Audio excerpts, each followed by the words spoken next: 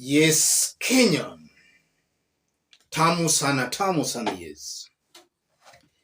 There is a very interesting story I want us to have a look.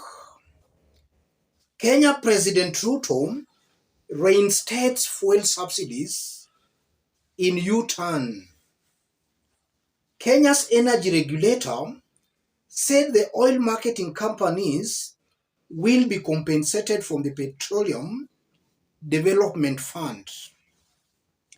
The government on Monday reinstated fuel subsidies in a major U-turn as it moved to cushion consumers from skyrocketing pump prices following the arrival of a cheaper consignment last week that had spooked oil marketers. The energy regulator kept the prices of fuel unchanged in the latest review cycle after introducing the subsidies that would have seen the pump prices cross the Kenya shillings 200. That's $1.39 mark. In order to cushion consumers from the spike in pump prices as a consequence of the increased landed costs, the government has opted to stabilize pump prices for the August-September pricing cycle, the Energy and Petroleum Regulatory Authority, EPRA, said in a statement.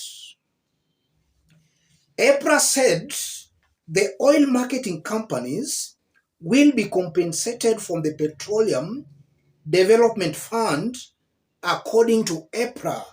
Without its intervention, the prices of petrol would have risen to Kenya shillings 202.01, $1.41 a litre, diesel to shillings 183.26, $1.27 a litre, and kerosene would have increased to Kenya shillings 175.22, $1.22 a litre in Nairobi. It's a long story, ladies and gentlemen. I want us to dig deep into this. And in this video, as usual, we don't massage anybody's ego here. I want to expose exactly what's going on behind the scenes. If you are watching us but you have not yet subscribed, subscribe, give this video a like. And for any other person who may want to support our forum, contact me through that number below. Let's proceed. Yes, what's actually happening here, ladies and gentlemen? We still remember William Ruto saying some few months ago that his government was not to subsidize consumption, that his government was going to subsidize production. And he accused Uhuru Kenyatta's government of introducing subsidies as a way of squandering from public coffers, in that the subsidies were only helping some cartels who were close to those in power in Uhuru Kenyatta's government.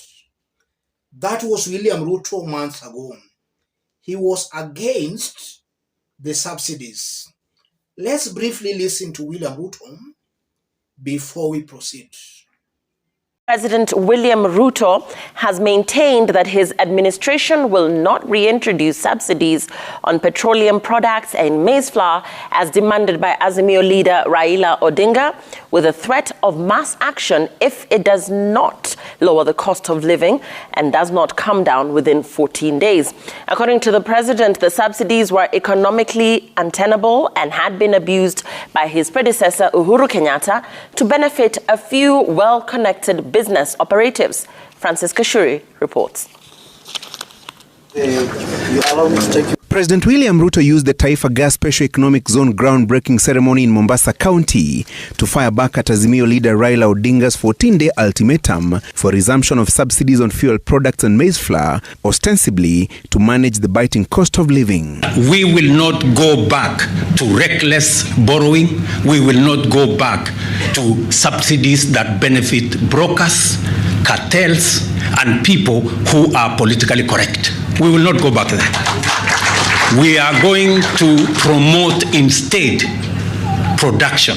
And that is why 4.5 million farmers today are accessing fertilizer that we have subsidized as government so that we can support our production and eliminate the challenges of high cost of living.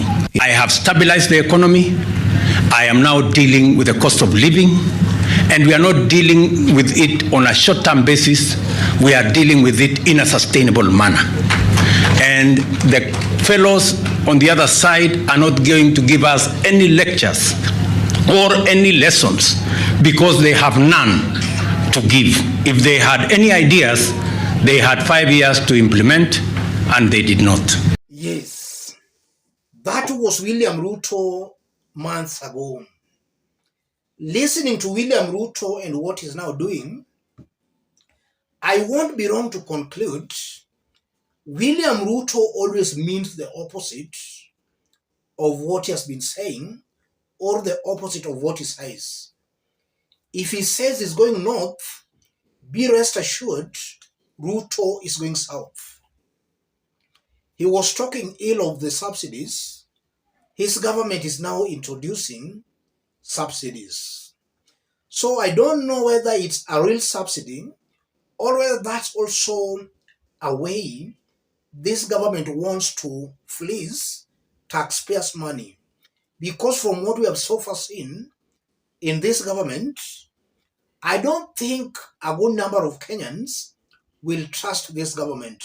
We don't know whether that subsidy is being introduced is just another avenue of corruption.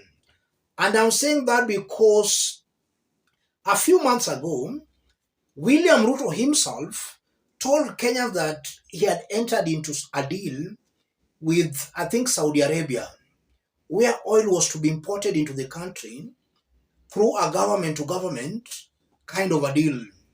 And at that time, William Ruto was saying he was doing that deliberately to ease the pressure on the dollar.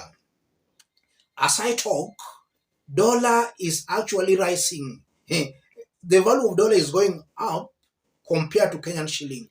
So that promise of William Ruto that government-to-government oil importation was going to ease the pressure on the dollar, that has been proved as a lie. And even this subsidy is now talking about, I'm yet to be convinced if it's not a loophole for corruption. And then secondly, that also confirms and proves beyond any reasonable doubt that this is a very confused government.